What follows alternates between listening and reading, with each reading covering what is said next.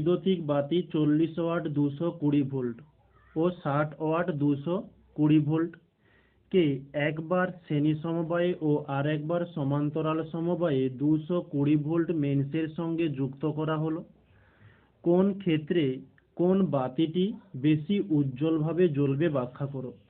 তো উজ্জ্বলভাবে জ্বলার জন্য এখানে লিখে দেব যে বাল্বটির এইচ মানে তাপ এর মান বেশি সেই বাল্বটি বেশি উজ্জ্বল হবে। তো আমরা যে সমীকরণ একটা জেনেছি জুলের সূত্র থেকে লিখতে পারি যে আমরা জানি যে এইচ সমান I square R T by 4.2, এই সমীকরণটা জানি আমরা। এখানে 4.2 এবং টি এর কোনো কাজ নেই। টি মানে হচ্ছে সময়।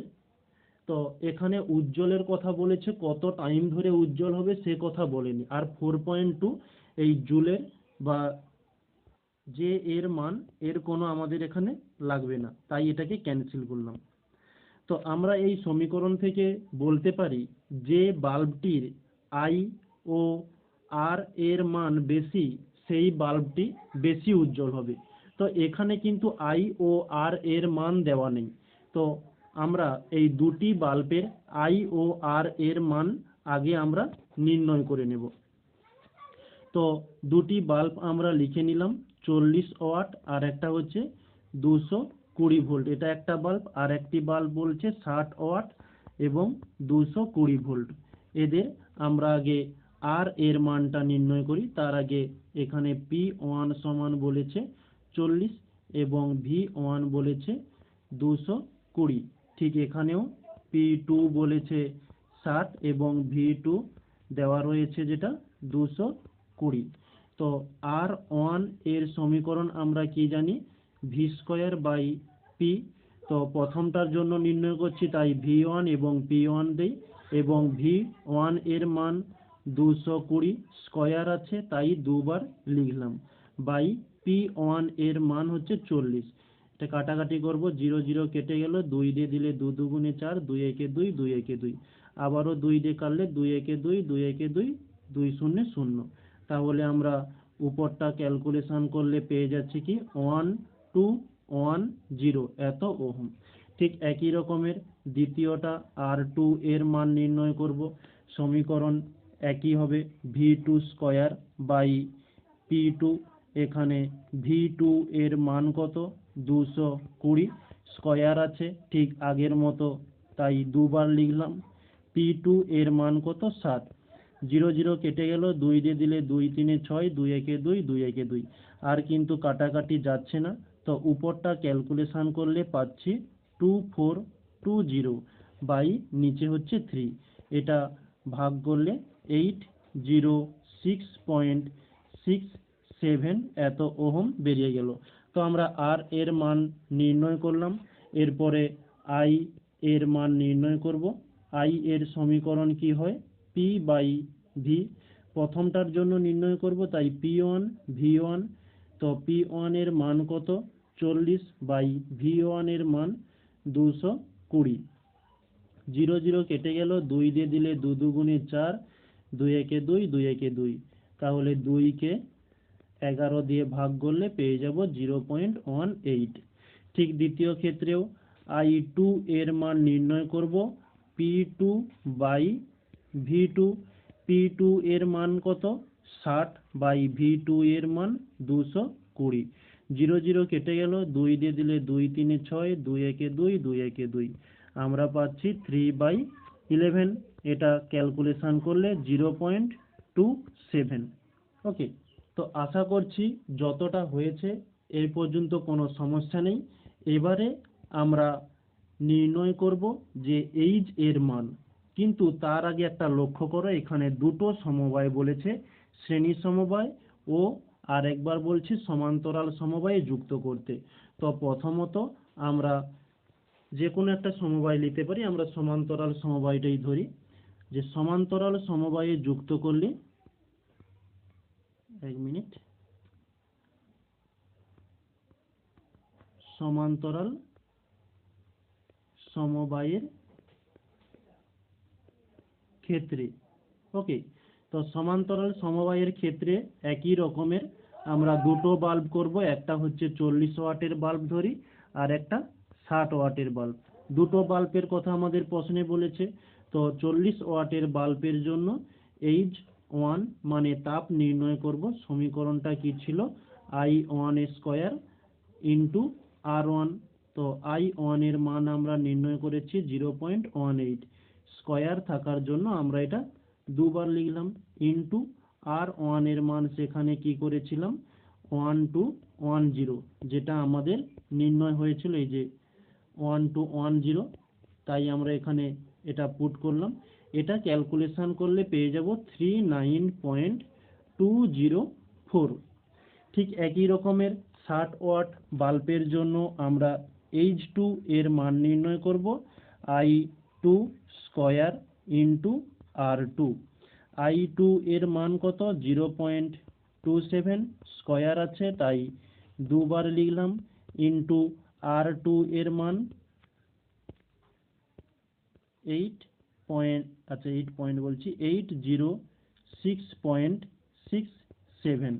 এটা ক্যালকুলেশন করলে পেয়ে যাব 58.806। ওকে, তো এখানে আমরা কি দেখছি এই সমান্তরাল সমবায়ের ক্ষেত্রে? প্রথম 40 ওয়াট বাল্বটির যে তাপটা নির্ণয় হয়েছে তার থেকে 60 ওয়াটের বাল্বটির তাপ বেশি। তো এখান থেকে আমরা বলতে পারি যে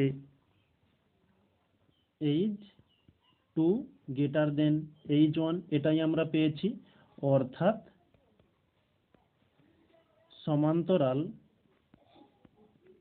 সমান্তরাল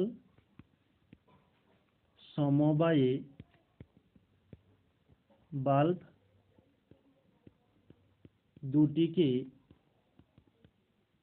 রাখলে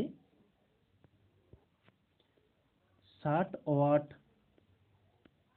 বাল্বটি উজ্জ্বল হবে। ওকে, নেক্সট পরবর্তী, এখন আমরা সমান্তরালে যুক্ত করলাম, এখন আমরা শ্রেণীতে আবার যুক্ত করব। শ্রেণী সমবায়ের ক্ষেত্রে ঠিক একই রকমের আবারও H এর মান নির্ণয় করব, একই সমীকরণ। এটা হচ্ছে 40 ওয়াটের জন্য, এদিকে 60 ওয়াটের জন্য। তো H1 এর সমীকরণটা কি লিখেছিলাম? I1 স্কয়ার বাই R, এদিকেও একই রকমের H2 সমান I2 স্কয়ার ইন্টু R2, আচ্ছা এটা হচ্ছে R1 হয়ে যাবে। এখন আমরা এখানে লিখে নেব যে শ্রেণী